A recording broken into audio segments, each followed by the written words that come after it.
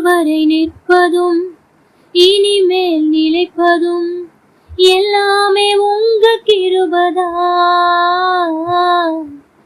இதுவரை நிற்பதும் இனிமேல் நிலைப்பதும் எல்லாமே உங்க கிருபைதான்.